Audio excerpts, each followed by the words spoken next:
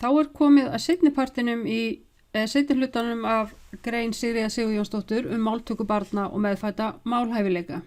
Það sem var komið fram hér áður var að samkvæmt Chomsky að þá virðist tungumáli vera áskapað eða líffræðilega skilyrt einkenni mannsins að við fæðumst með þessa hæfileika og að málhæfileiki mannsins afmarkaður frá öðrum andlegum hæfileikunum. Þannig að þetta tengist ekki greind, heldur þetta bara sérhæfileiki. Sérstakra tegundur, og sjálfstöður og algjörlega óháður greind og minni mannsins. Maðurinn lærir ekki málfræði móðurmálsins á sama hátt og margföldunartöfluna. Það virðist vera eitthvað annað sem þarna í gangi. Og vitsmunir mannsins eru sérhæfðir eða lagskiptir og þetta mismunandi hugarferli sem hvert og eitt lítur sínum eigin lögmálum.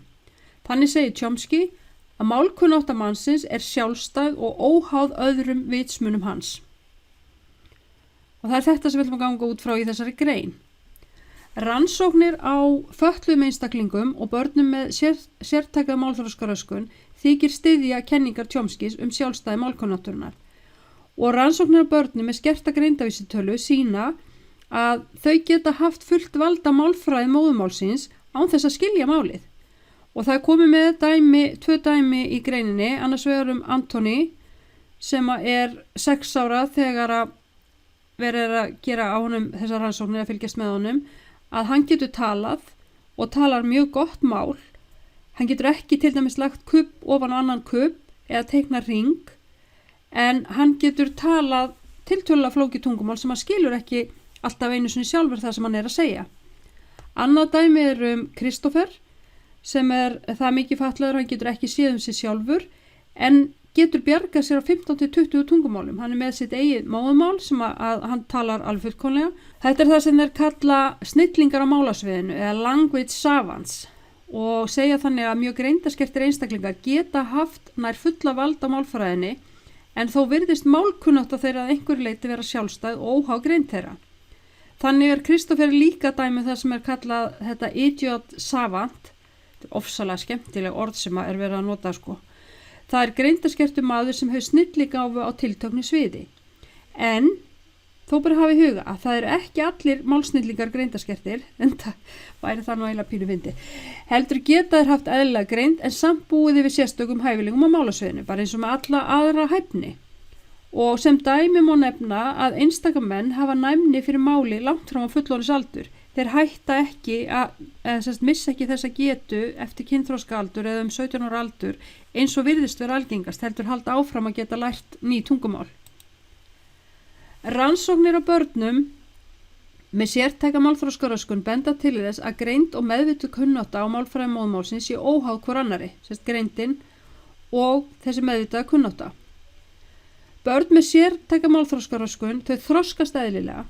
Þau eru innan eðlilegra greindamarka en málþroski þeirra afbrigðilegur einhverju leyti og þau eiga gjarnan í erfiðleikum með einhverja þætti í málfræði móðurmálsins eins og til dæmis að þá vilja hljóðin í orðunum brenglast þannig að talið verður óskiljanlegt.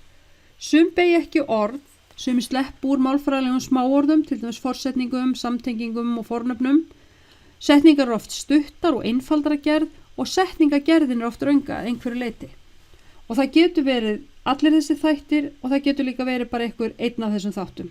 Þá erum við komin að þessu málgeni FOXP2 en þetta fyrsta málgeni sem var einangrað eða tókst að einangra og það var árið 2001 þannig að þið sjáu að þetta ekkert rosalega gamla rannsóknir í rauninni og þetta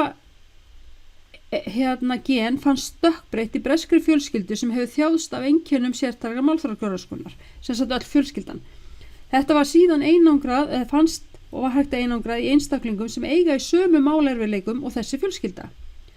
Og þessi uppgötvun FOXP2 gensins styður kenningu Chomsky meðfædda málhæfileika manna og líffræðilega forsendur fyrir máli. Máltaka barna almennt var ekki álitið fræðilegt viðfangsefni fyrir á 19. öld.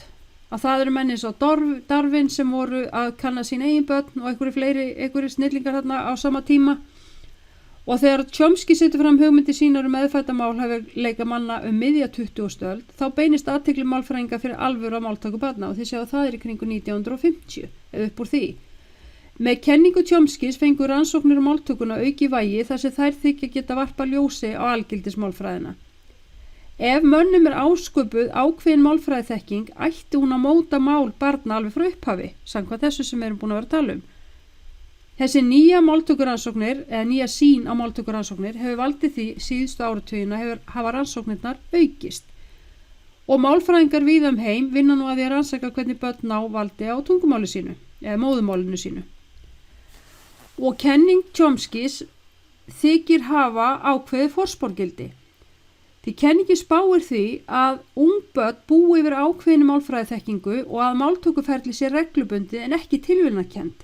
Það sem algildismálfræðin setur villum barna skorður. Þau gera bara ákveðnar villur á ákveðnu tíma. Máltaka allra barna ætti að sömu ástæðu vera svipuð. Það er að segja, börnin ætti að gangi gegnum svipu stig í málþroska og gera svipaðar villur. Og þessi kenning þykist samræmast vel niðurstöður rannsókna á máltöku barna. Ungbörn virðast hafa ákveðna hugmyndum hvernig mannleg mál eru uppbyggð og máltaka þeirra er á ýmsan hátt fyrirsegjanleg. Og þau geta verið missein til máls en þau fara í gegnum þessi ákveðnu stig. Hvort sem þau fara aðeins seinna eða aðeins, þetta er bara eins og með fínhreyfingar og annað. Þetta er bara ákveðin skeið sem þau fara í gegnum. Og sem sagt, já, börn gangi í gegnum ákveðin stig og hvert stig málþroskans hefur sínar eigin reglur. Og reglu barna á ákveðnu stíu er oft allt aðrar heldur reglu fullorðina og það koma fram ákveði frávik.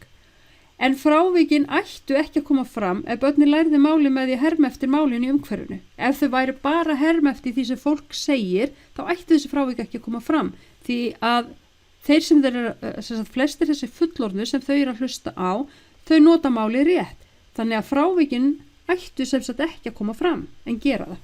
Hvert stig sem börnin ganga í gegnum í málþroskanum líkist málkerfi fullorðina. Og að lokum þeir eru búin að gangi í gegnum öll stigin hafa þau sömu eða nær sömu reglur á valdi sín og fullorðnir. Þau eru misfljót til máls, ég var að tala bara rétt á þann, en feta yfirleitt sömu slóðina þegar þau tilenga sér móðumáli sitt. Sömu eða svipu frávik frá málkerfi fullorðina einkenna mál barna á málþroskaskeiði. Og máltaka flestra íslenska barna er í grófum dráttum mjög svipuð og það er margt sameiginlegt með máltöku íslenskra og erlendra barna víða heim. Strax á öðru eða þriðja ári birtist þátíð í máli barna. Fyrstu þátíðamyndir íslenskra barna enda yfirleitt á EI. Langstærstur og reglulegustu flokkar íslenskra sagna fá þessa þátíðarendingu og barnið setur þá EI við allar sagnir. Það dettaði, hlaupaði og byggjaði í staðin fyrir að segja datt, hljóp og byggði. Í máli barnsins gildir þá ein þátíðarregla sem bara fer yfir alla línuna. Barnið alhæfir algengustu þátíðarendingarnar en hins vegar í máli fullorðna eru sagnir ýmist veikar eða sterkar og hvor flokkur greinist í misalgenga undirflokka. Á næsta stigi hafa börnin náð valdi á þátíðarendingunum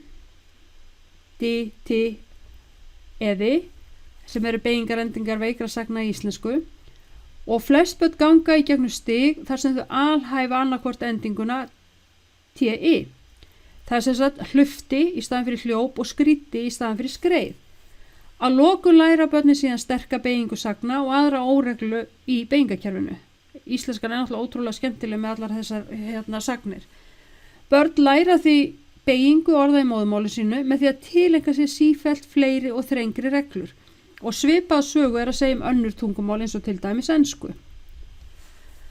Fjöldi orða í setningum, þegar börn hafa lært 15 til 200 ár fara þau að setja saman 2 orð og það er ekki fyrir en þau eru búin að læra 50 til 200 orð. Og þetta heitir tveggjaorðastig í máltöku og þetta er oft líkt við símskiptamál. Segja til dæmis mamma labba en ekki mamma mín er út að labba. Bara einhver 2 orð. Síðan fara þau að mynda lengri setningar. Og smá saman fara setningar þeirra líkjast meira setningu fullorðina.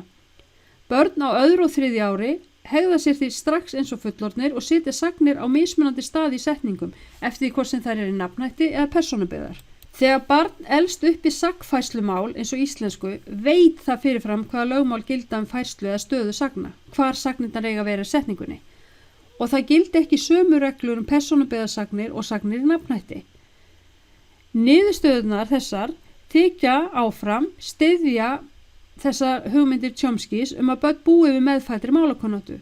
Það eru líka í samræmi við aðra rannsóknir og setningafræði barnamáls og sýna börn tilenga sér mjög fljótt reglur sem gilda orðaröð í máli þeirra og þau sýna að villur í orðaröð eru tiltölulega sjaldgæfar.